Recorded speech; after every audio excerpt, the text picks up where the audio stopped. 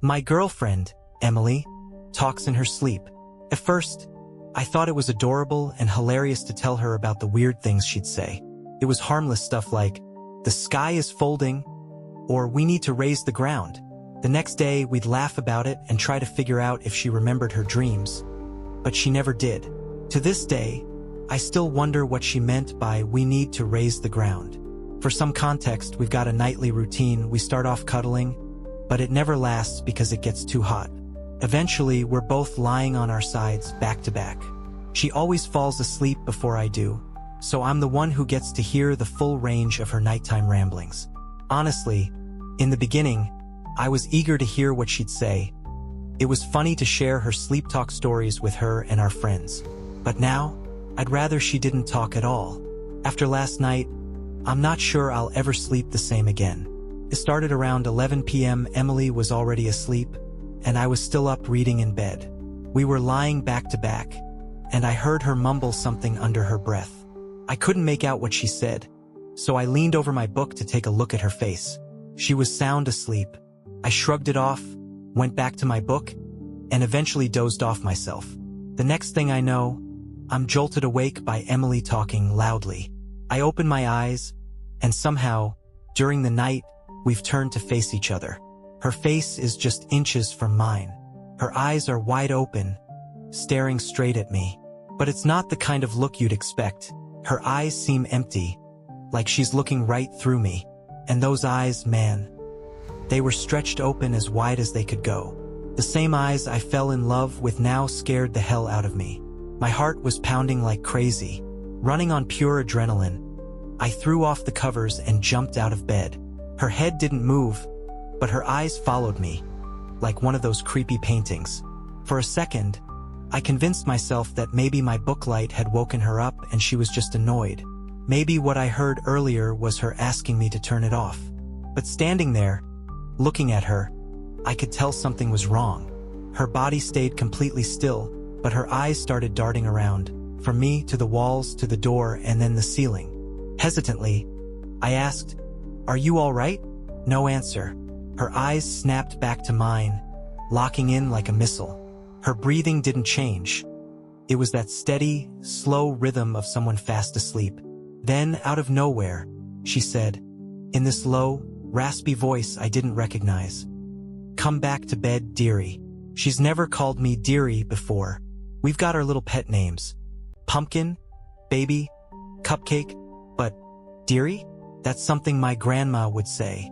I decided to dig for more information before climbing back into bed with what I was now certain was a possessed version of my girlfriend.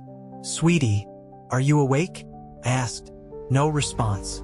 Her eyes darted from me to the ceiling again, and then rolled all the way back into her head. Just the whites of her eyes were visible now, glowing faintly in the light of my book lamp. And then, still in that too-deep voice, she said, "Of course I'm awake. Come back to bed," while her fingers tapped lightly on the comforter. At first, I thought the finger movement meant she must be awake. She'd never sleepwalked before, but when I looked closer, her fingers weren't moving right. They were all going in different directions, like she was pretending to control them but didn't quite know how. Those weren't Emily's hands. Trying to stay calm, I said, "I'm gonna grab a drink of water. Baby, you want anything?" I fully intended to bolt the second I was out of the room. But Emily, or whatever was controlling her, had other plans. Her face grew eerily serious as she said, in that same low, terrifying voice, "Take one step out of that door, and I will rip out your throat and shit down your neck." I froze. My mind raced, trying to think of something to say that wouldn't set her off. Finally, I grabbed the water bottle from my nightstand and said, "As tempting as that sounds, how about we just..." Before I could finish, she started screaming. A high-pitched, bird-like screech that made my skin crawl. It was so loud, I swear the neighbors 3 houses down probably heard it. Her hands twitched and clawed at the comforter as she slowly started moving toward me. Panicking, I unscrewed the cap of the water bottle and dumped it on her face. Somehow, like I knew what I was doing, it worked. Her eyes closed, her hands relaxed, and just like that, she was back to normal. Fast asleep. I'm sleeping on the couch for a while, maybe forever. She'll understand when she wakes up. My hands are shaking as I type this, and I might have a concussion.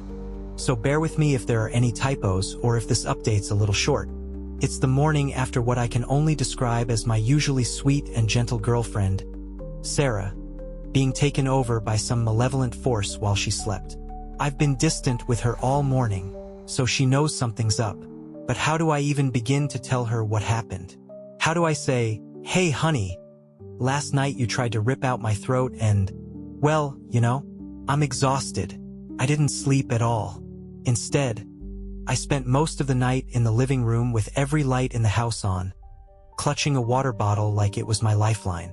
After I ran out of the bedroom and jammed the door shut with a dining room chair, whatever had taken control of Sarah tried to coax me back in. At first, it was almost convincing. It mimicked her normal voice pretty well. "Come to bed, sweetie. Why are you sleeping on the couch again?" I didn't respond. I wasn't about to validate whatever this thing was. But it didn't take long for that sinister, too-deep voice to come back. "If you don't open this door, I will slit the cat's throat." My heart dropped. I'd completely forgotten about the cat. Poor Oliver was still in the bedroom, probably hiding in some corner, terrified. Part of me thought it might already be too late, but the thought of leaving him in there to face whatever Sarah had become, I couldn't do it. I know how this goes in horror movies. This is the part where the audience screams, "Don't open the door, you idiot." But I get it now. When you're in the middle of something like this, you don't have good options. You just have to make a choice, even if it's a bad one. Against every bit of common sense, I decided to open the door and save Oliver. As I stood there, staring at the bedroom door, I noticed something wet and fleshy poking out from underneath it. My stomach turned as I realized it was Sarah's tongue. It was slowly inching its way along the edge of the door, like some kind of grotesque worm searching for, I don't know, me? And yet, I caught myself wondering if Sarah would want to know why her mouth was full of cat hair when she woke up. But then I remembered my new weapon, the spray bottle. I'd filled it with plain sink water earlier, hoping it would work as a quick defense. When the tongue got close to the edge of the door, I sprayed it. The effect was immediate. It recoiled like it had been burned, and I heard a heavy thud as Emily's body collapsed on the other side of the door. Water still seemed to be the magic solution, which gave me the confidence to move fast. I pulled the chair away from the door and pushed it open. The only problem? Sarah's limp body was blocking the way. I had to shove hard to slide her sticky, unresponsive form across the floor just enough to squeeze through. Once I was inside, the scene was even worse than I expected. The whole room was drenched in this thick, black, oily sweat coming off her body. The bed, the floor, it was everywhere. The reason the door had been so hard to open? She was practically glued to the floor by the stuff. Careful not to step in the sticky mess, I scanned the room for Oliver. No sign of him. My heart sank. Then it hit me, he was probably under the bed. Poor little guy must have crawled under there to hide. So there I was, one hand gripping the spray bottle, the other reaching blindly under the bed, trying to coax my terrified cat out. I kept my eyes on Emily, ready to spray her again if she so much as twitched. My fingers brushed against soft fur, and I thought I had him. But Oliver wriggled out of my grasp and scurried deeper under the bed. Frustrated, I put the spray bottle down for a second and grabbed my phone to use its flashlight. Shining the light under the bed, I realized it was too deep to see where he'd gone.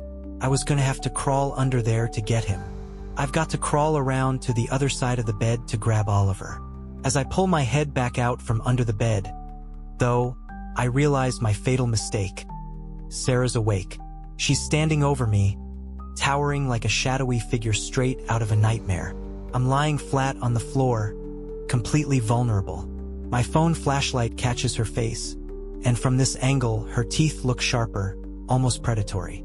She's drooling that thick black goo, and her hair, usually soft and brown, looks like it's been slicked back with the same oily substance, stuck to her head as if she just stepped out of a tar shower. Her eyes are bloodshot, wide open, and yellow? They're the eyes of someone completely exhausted. I can relate, but I don't have time to think about that now. The cat rescue will have to wait. Just as I brace myself to make a desperate, Adrenaline-fueled crawl around her legs and out the open door. Emily's hands snap down and grab my ankles. Her nails dig into my skin, leaving shallow cuts. The gentleness I've always known in her touch, gone, replaced by something brutal and cold. Before I can even react, she starts lifting me off the ground by my legs, like she's about to eat me alive, toes first. But here's the thing, I've never skipped leg day. Not once. With all the force I can muster, I kick her square in the mouth with both feet. Her grip releases, and I drop straight onto my head. I don't even feel it. As she reels back, momentarily stunned, I scramble to my feet, carefully avoiding the sticky black goo that spread across the floor, and bolt out of the room. Slamming the door shut behind me, I grab the chair and wedge it back under the handle. My hands are trembling, my breathing ragged. Then, from the other side of the door, I hear her knocking. "Baby, come back to bed. It's late. You're going to be so tired for work tomorrow." All that, and I didn't even get the damn cat. And my spray bottle? Still in there. What the hell am I supposed to do now? Here's what I know so far. Whatever this thing is, it lets go of her when she fully wakes up. But did any of that really happen? She never remembers a thing from the night before. Water works as a temporary stopgap, but only for 2 or 3 minutes. The black goo she sweats and drools evaporates by morning. The bed and floor were wet from the water I sprayed, but all the goo was gone. The cat's fine, thankfully. I need help. Right now, Emily's in the other room taking work calls, completely oblivious to what happened. Meanwhile, I'm supposed to be working too, but my mind keeps drifting. My laptop screen's just a blur. I finally admit to myself that I'm not getting anything done today and start brainstorming next steps. I need an exorcist. Now, I'm not exactly the kind of guy who believes in this stuff.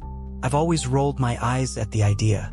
Exorcists are just scam artists preying on the gullible, right? But after last night, I'm willing to put my skepticism on hold. I can't face this thing on my own again. Unwilling to call a church, I did the next best thing. I found an exorcist on Craigslist. Price? Doesn't matter. I'll pay whatever it takes to get this thing out of Emily. He responded quickly, saying he could come over tonight.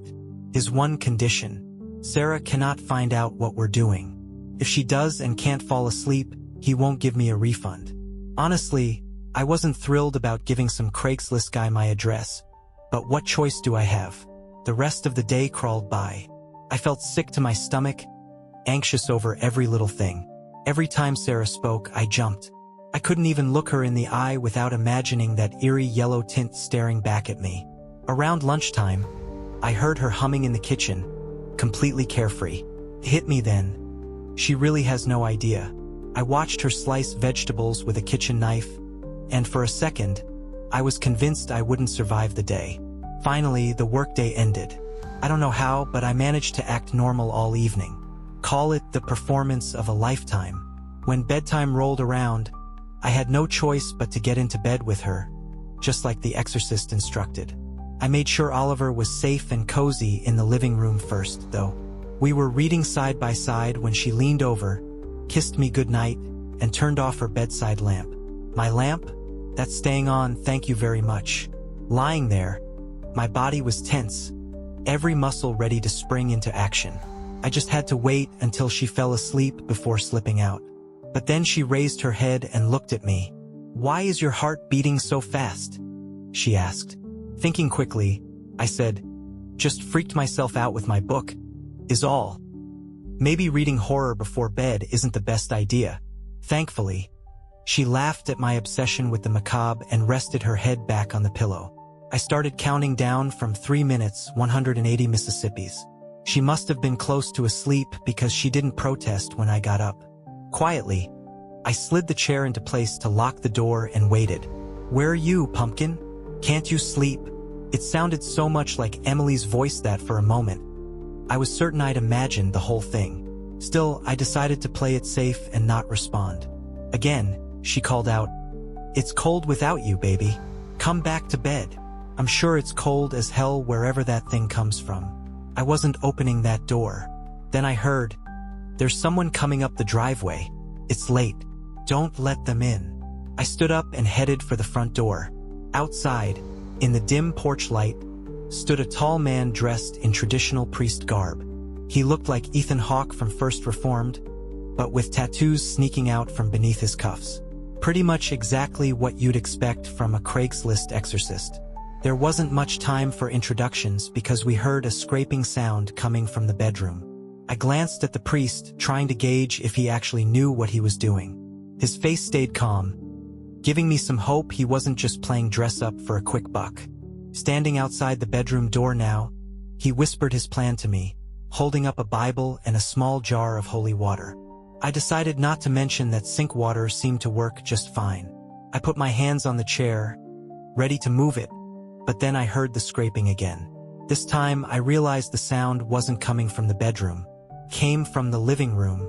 The priest quietly breathed out, "The cat." I turned, and there it was. The cat had been watching us the whole time. Its normally green eyes were now bloodshot and yellow, with no pupils in sight, glaring at us from around the corner. Black paste dripped from its open mouth, leaving a slimy trail as it stalked toward us. When it tried to hiss, all that came out was a bubbling, gurgling sound as more fluid oozed onto the hardwood. And were its legs longer? The cat, which usually came up to my ankles, now looked like it could reach my knees if it stood upright. I cursed under my breath. How could I have been so stupid? Of course, the cat got possessed. It spent the entire night in the bedroom, probably licking up that black oil like it was wet food. New plan. Deal with the cat first. I kid you not, the cat talked. Its mouth didn't move, but that same too-deep nightmare voice I'd heard before came out. "I told you not to let him in." Just then, Emily decided she needed attention again. She started knocking on the door, a steady rhythm that grew louder and louder. "Let me out. Let me out. Let me out." I was triaging the situation in my head when I realized I'd made a critical error. The moment I took my eyes off the cat, it launched itself at the priest. It climbed up his tall frame like a jungle gym, wrapping its unnaturally long legs around his neck and squeezing like a python. The cat stared at me with its haunting, unblinking eyes while the priest dropped his Bible and holy water, clawing at the cat's legs. He managed to loosen its grip just long enough to shout what I assumed was a Bible verse. But the cat shut him up quick. It used its tail, shoving it straight down his throat.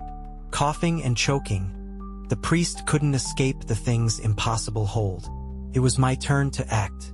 I snatched the holy water from the ground, grabbed the cat's slimy jaw, and poured the entire jar down its throat. The reaction was instant. The cat collapsed onto the floor like a sack of bricks. Its legs sprawled out in every direction. It looked completely lifeless, at least for now. Once the cat is securely inside its travel carrier, the priest and I exchange a grim look. I can't help but ask, "You've dealt with this kind of thing before, right?" Rubbing his neck, he responds, "Of course, 1,000 times. Takes everything in me not to roll my eyes. Glad to have you around, then." Slime tendrils ooze out of the air holes in the carrier, searching blindly for escape. As I explained to the priest not to let any of the black liquid get into his mouth, I realized there might not be much hope for him, considering the cat's tail went deep down his throat. But that's a conversation for later. My train of thought is interrupted by the sobbing cries of Emily, or what's pretending to be her, coming from the bedroom. "You don't love me. You never loved me," she wails. The doorknob shakes violently, rattling the entire hallway. Then I see them. Fingers emerging from beneath the door, the nails cracked and dripping with viscous black oil. "Open this door or I kill the girl." The fingers vanish, leaving a chilling pause. Suddenly, the sound of breaking glass comes from inside the room. My stomach drops. Is it trying to jump out of the window? We're on the 3rd floor. Surely, like any parasite, it wouldn't destroy its precious host. Would it? The threat lights a fire under me, but I'm at a loss.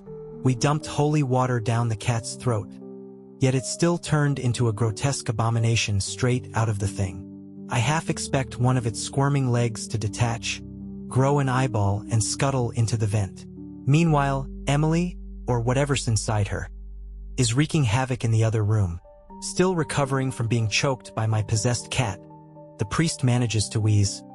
"We need to open the door. What's the plan?" Ask. Water slows her down, but only for a minute. "We can't perform the rites while she's in this state. We'll get her in the shower and restrain her." It's a solid idea. Why didn't I think of that? Feeling a sliver of hope as the priest starts proving himself useful, I brace myself and begin to remove the chair. From the other side of the door, I hear Emily's voice, soft and pleading. "Thank you, baby. Why did you lock me in here? I've been so scared." A pang of guilt hits me. I'll never be able to separate the genuine pleas of my girlfriend from the manipulative lies of the thing inside her. For a moment I hesitate, but I force myself to push through, lifting the chair away and stepping back. For a single, tense second, there's silence. Then the latch clicks. The door creaks open, revealing Emily's slick, black-coated hair hanging over her face like a veil. She seems taller, several inches taller. As her full form emerges, a single yellow, ringed eye peers through her hair. I search that eye desperately, hoping for some flicker of recognition. Some sign that Emily is still in there. She's holding a shard of broken glass, pressed against her wrist. Before I can even protest, the priest sprays her with water. She jerks to the side, trying to dodge, but he's quick. A second jet of water drenches her, soaking the pajamas my mom gave her for Christmas. What happens next will haunt me forever. In the few seconds of control the demon has left, it forces her to slash her own wrist with the glass. Blood sprays onto the floor, but it doesn't stop there. With terrifying determination, she gnaws at the wound until her hand is severed completely. The dismembered hand hits the ground with a sickening splash of blood and black ooze. I'm paralyzed, watching the grotesque transformation unfold. Emily's body convulses on the floor, her skin flickering between pallor and color. It reminds me of a classmate who used to have seizures. I know I should protect her head, but I'm frozen in shock. The priest doesn't waste a second. He scoops her up and carries her to the shower, flipping on the water without hesitation. I'm left standing in the hallway, my mind spinning. My eyes drift from her severed hand on the floor to the bathroom, and then back to the bedroom. The room is unrecognizable. The walls, windows, and ceiling are coated in that black, spoiled milk paste. The ceiling fan drips ooze onto the bed, and every piece of furniture is lost in a tangled web of fluid. It looks like a nest. The priest, now at the bathroom sink, washes his hands and turns to me. His voice snaps me out of my daze as he grabs my shoulders and shakes me. "Anybody home? We need to act. I need your help. Now." I snap back to reality. The priest, now visibly frustrated, glares at me. He's clenching his teeth, looking like he's barely holding it together. "Do you have rope? Handcuffs? Anything to restrain her?" "I've got some bungee cords in my car," I stammer.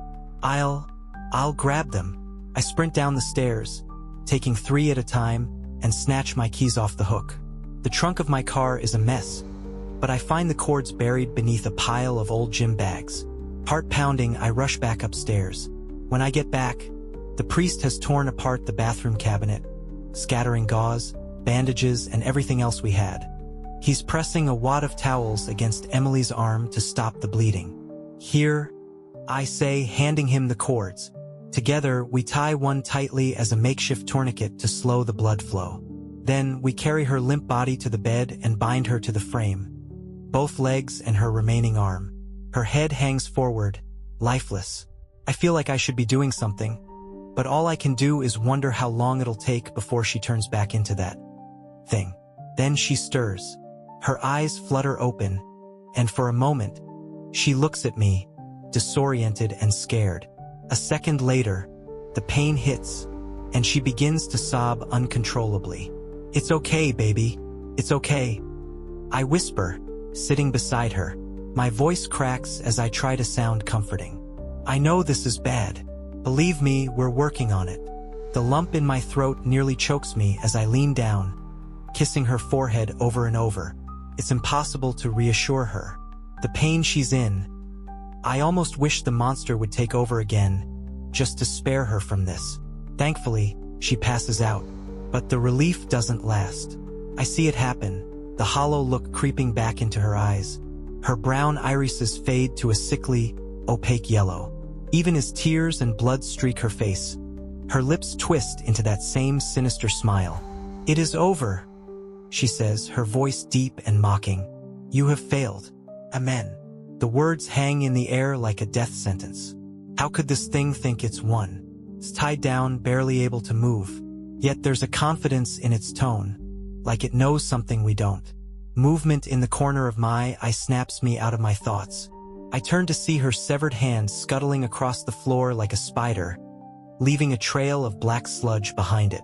I freeze as it stops, seeming to look at us, though it has no eyes, and then darts toward the spray bottle we'd been using. The moment I realize what it's doing, it's too late. The hand leaps, tackling the bottle off the counter, and tumbles awkwardly down the stairs. I stare in disbelief, my mouth hanging open. The priest breaks the silence. "The knots are holding. You go after the hand. I'll perform the rites." I hesitate but nod, rushing down the stairs. His voice echoes behind me as I descend. "Lord above, Redeemer of the world, have mercy on us." The hand couldn't have gone far. It's just a hand, after all. But the thought gnaws at me. What if it let the cat out? Or worse, I flip on lights as I go, cautiously stepping around puddles of black slime. The scene reminds me of the time Emily's pet snake escaped, and we spent hours tearing apart the apartment looking for it. But this isn't a snake. This is a hand. A hand can crawl into tight spaces, hide inside objects, or worse, get outside. I spot the trail of sludge leading to the kitchen. Following it, I see it's hiding behind the refrigerator. Trying to stay calm, I act like I don't see it. I walk to the sink, filling a glass of water. My weapon ready, I step to the side of the fridge and peek behind it. Nothing. Before I can react, a shadow moves above me. The hand leaps from the top of the refrigerator, landing square on my face. Pain explodes as it grabs hold of my hair, pulling hard, while its thumb hooks behind my top teeth. Its other fingers press into my eye sockets with a crushing force. I can't see. I can't think. Panicked, I drop the glass, shattering it on the floor. Using both hands, I pry the hand from my face and fling it as hard as I can against the wall. My vision is blurred, but I stumble to the sink, grab the disoriented hand, and run cold water over it. The hand twitches violently in my grip as I rinse my face and mouth. My mind races, adrenaline surging, as I shove it into a cooler filled with ice and water, slamming the lid shut. Clutching the cooler, I sprint back upstairs. The house is eerily quiet, save for the occasional demonic screech from the cat in the other room. When I enter the bedroom, I see the priest standing over Emily, muttering words under his breath. He's holding what looks like a Bible in one hand, his other hand gesturing wildly as if casting out spirits. But something's off. As I step closer, I notice the pages inside the Bible are covered in strange symbols and scrawls, nothing resembling scripture. He notices me staring and hurriedly closes it.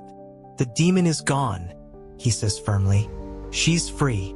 I don't know what to believe, but I don't have time to argue. Carefully, we carry Emily to the car and lay her in the back seat. "I'll pay you when we get back." I call over my shoulder as I climb into the driver's seat. He doesn't respond.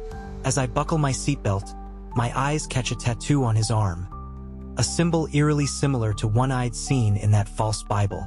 Driving to the hospital, I can't stop my mind from racing. Can they reattach a hand like they do a finger? And then a darker thought creeps in. Should they? Or will I need to ask the priest, or whatever he is, to perform some kind of ritual on it first?